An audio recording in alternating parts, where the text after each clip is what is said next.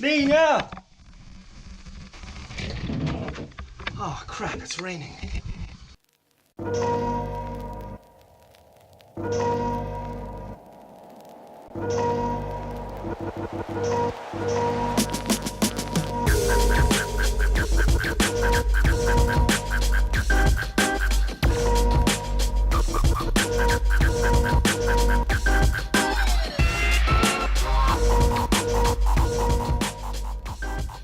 Wait, what am I doing? Opening the car. Oh, No, I'm opening the car.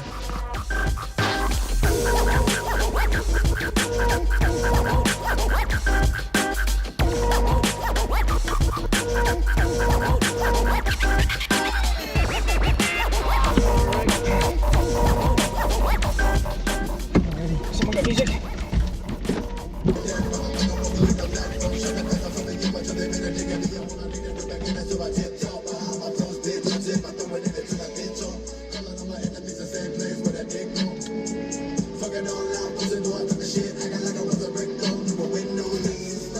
Is this song appropriate for YouTube?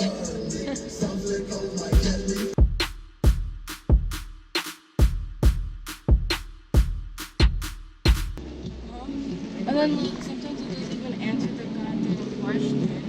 What doesn't answer the goddamn question? Google. Google, Jesus Christ. Yes. And That's then pretty I also useless. did a lot of research for my history test. Uh-huh.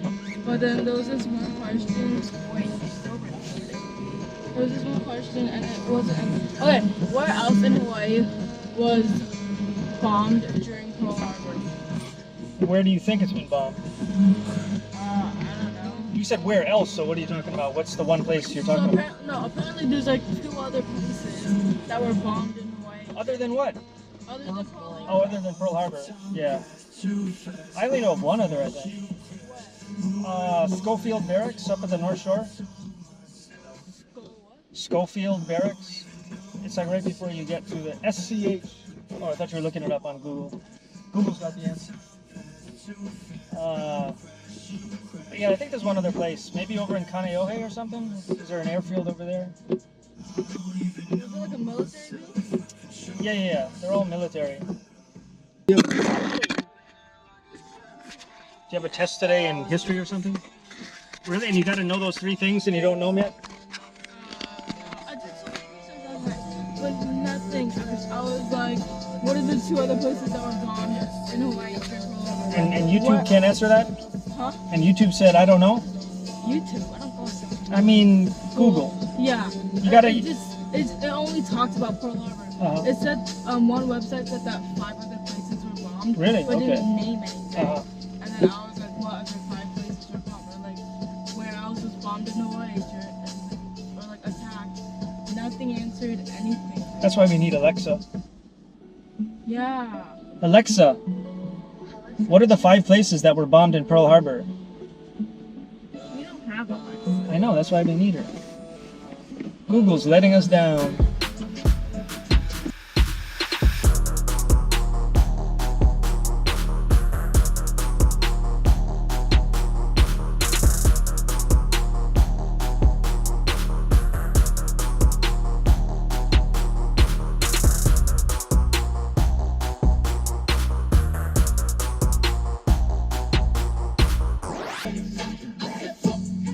We got a problem!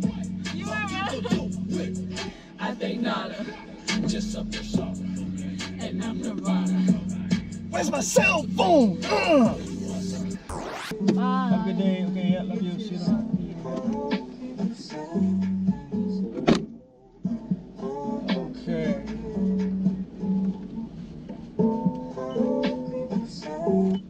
Now this right here is the best time of the day. So things have slowed down. I've got like, I don't know, 20 minutes here, 30 minutes where I'll be stuck in traffic and there's absolutely nothing to do but just space out. So what I love about that is that, wait, I can't space out and drive at the same time though. Okay. What I love about that is that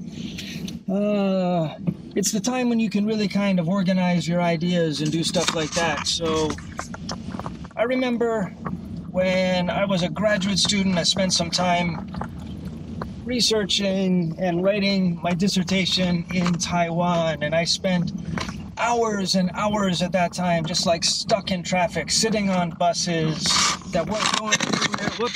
Sitting on buses that weren't going anywhere because the traffic was so bad, and all you could do is just like stare out the window and think. And usually it was raining like it is today, so maybe that helps you think too. And I remember just like thinking about my dissertation, how it was organized, what I was doing. And I totally also remember completely like revising and reorganizing and thinking through my dissertation while I was on a bus, stuck in traffic day after day. And so from that experience, I came to realize that spacing out is really, really important. You need time when you're not plugged in, you're not listening to someone, you're not with someone, you're not reading something or watching something, you're just spacing out. Like that driver was doing. What is that person doing? Okay, hold on. This is the part I can't space out. Can't see. Okay. Yeah, and so there was a time period where I used to walk to school every day and walk home every day, and that was another good, 15 minutes each way of just like space out time. And yeah, there was a time I remember I used like what the hell do you call that thing? I was listening to like podcast things, and then I just like, nah, I don't like this. I want to just space out. And so, yeah. And but now it's like got to drive kids to school and stuff like that. That takes up time. But on days like this, you've got the kids are at school. You've got a slow drive home. Traffic, it's not too bad this morning, so I can space out and not worry about getting in an accident. But this is really something I find really, really important. You've got to have your space out time. Okay, I got to concentrate here so I don't run over someone in a crosswalk. Doing good. So there's another way to space out, and that is by cooking. I find that preparing food is one thing that uses a different part of the brain, and it's also a good way to space out. But I'm going to do that this morning, but I need to get some bread. It's raining right now, but I'm going to do it anyway. Here we go. I can do this. Okay. Spot.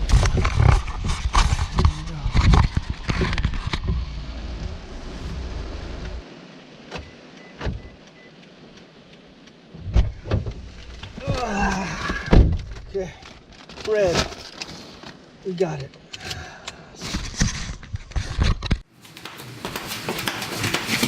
Okay, so now it's time to get into another space out mode, cooking food. Let's do this. It's time for breakfast.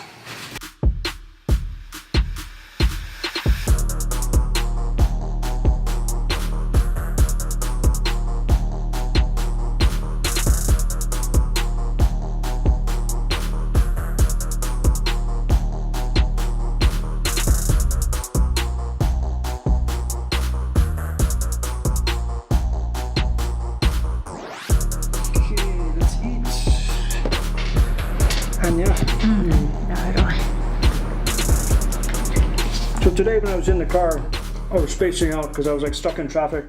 It's raining. An ambulance came. Everything was really slow. But while I was in the car with too much food, I was thinking about Christopher Goscha's History of Vietnam. Okay. And I was thinking about how important it is to space out. And my sense is that this guy must have spaced out a lot in order to write this book.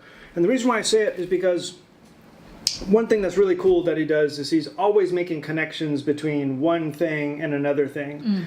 And it takes a lot of time just to think of those connections. For instance, I probably can't find it now, but, is that it right there?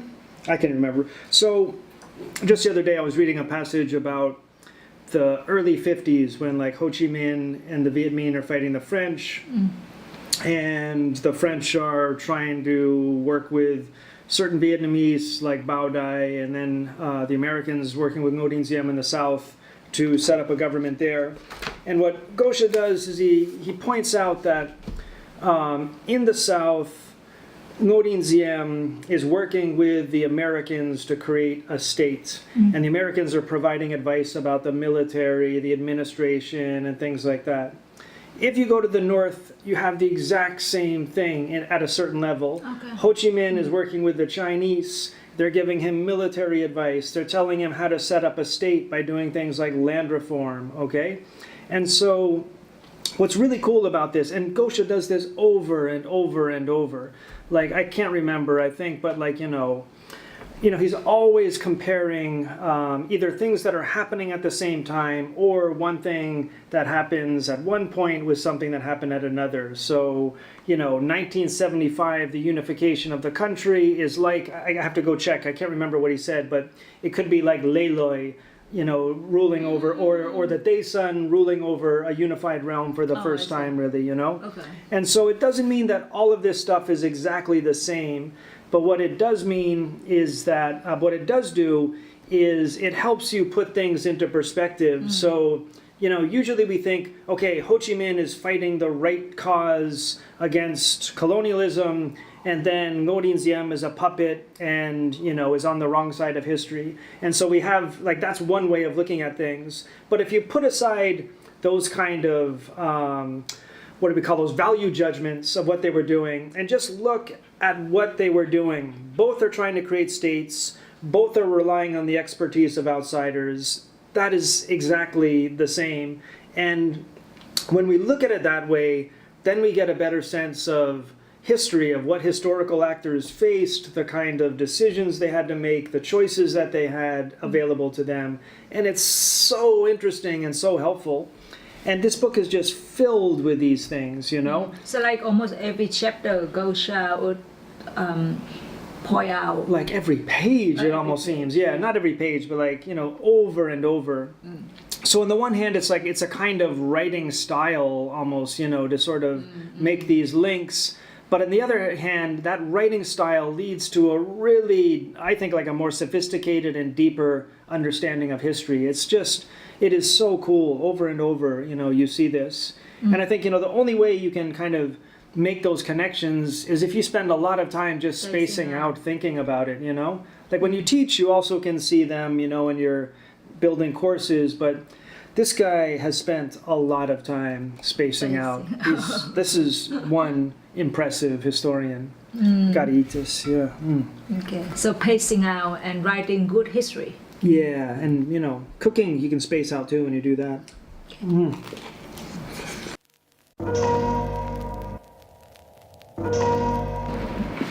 I'm also pacing out, to be honest. I'm pacing out about other things. Yeah, but when you're spacing out, you think of important things. That's the point, right? Yeah. No, but the thing I was thinking today is you need time to space out, and it's so hard. We spend so much time connected to things that we don't have time to space out, But also I'm pacing out thinking of what Liam Kelly is going to tell me about Goscha.